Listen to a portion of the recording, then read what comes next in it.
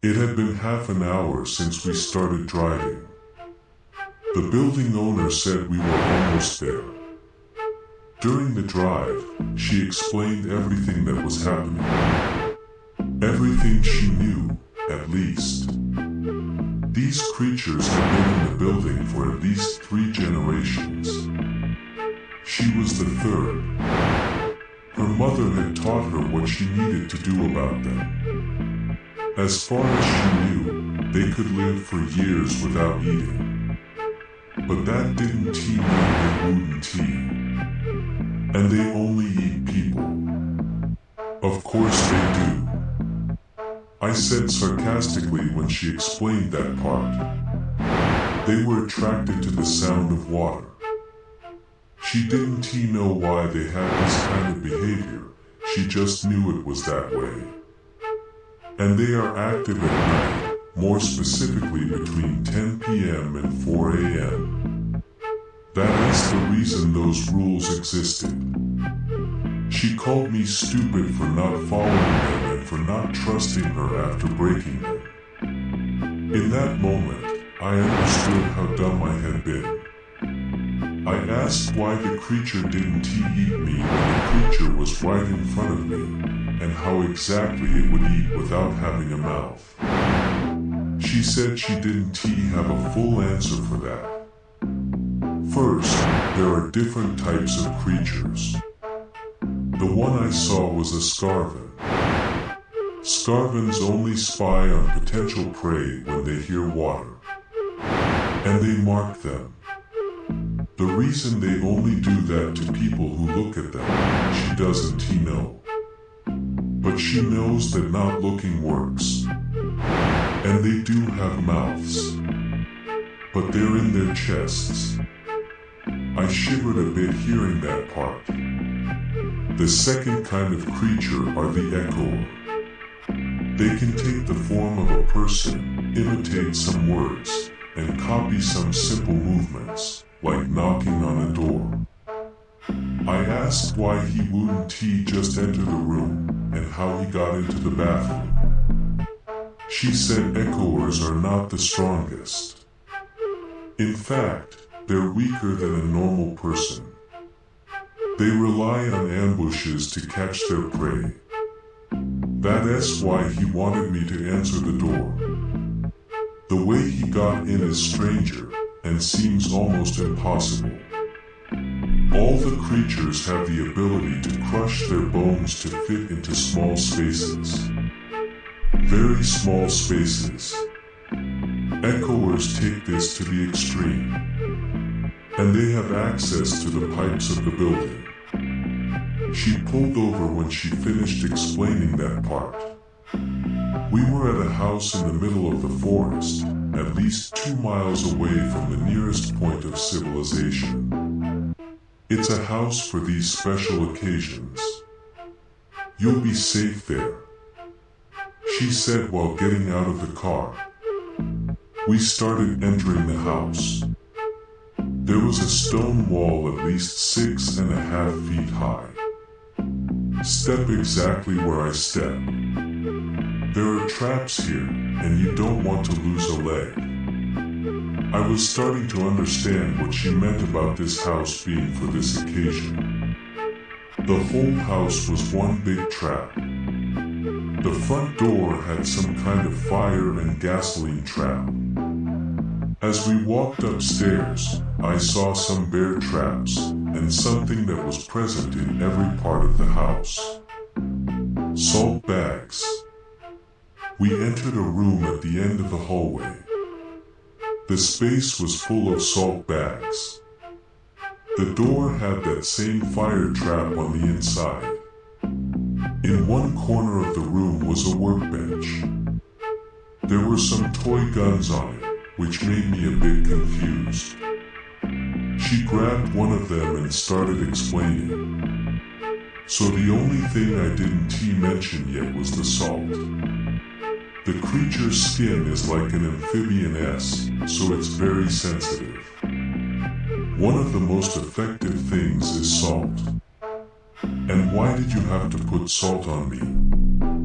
I asked, kind of worried. When that scarman scratched you, she started answering, it passed you some kind of venom. Those boils were the reaction to it, and they work the same way as their skin. It's through those boils that they can sense and smell you. If the boils are damaged, they can't. For some time at least. Speaking of which, she grabbed one of the guns and pointed it at my chest. I looked at her, confused. These are salt guns. We need to put salt on your wounds again. A chill ran down my spine as I remembered what it felt like last time. But I didn't have a choice. I lifted my shirt, and she shot. The pain and the breathless sensation came again. But I was able to stay standing this time. Here's what we're going to do. You need to leave them. Country. You need to have at least an ocean separating you from the creatures. Otherwise, they will find you eventually. I was caught off guard. Leaving the country felt so rushed. But I had only made bad choices until I got here.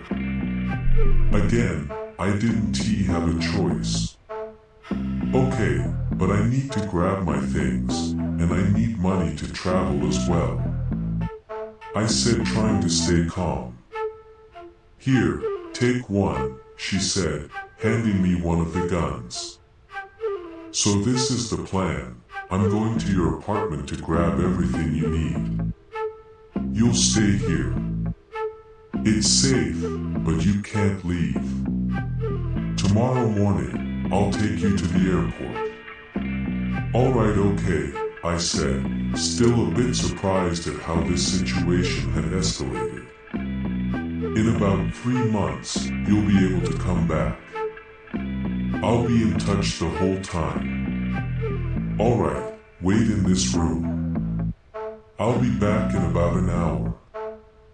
When she finished, she went through the door and left. I grabbed a chair near the workbench and sat down. I heard her car driving away. I held the gun tighter, still a bit afraid. It was the first time I was alone after all this. After half an hour, the boils had grown again. The initial fear I felt turned into boredom. I was starting to feel trapped in the room. But I was too afraid to disobey the orders. I had already done that once, and it hadn't ended well. I grabbed my phone and started watching some videos. Another 30 minutes passed before my phone rang. She was calling me. Dawn T, leave the house. She screamed.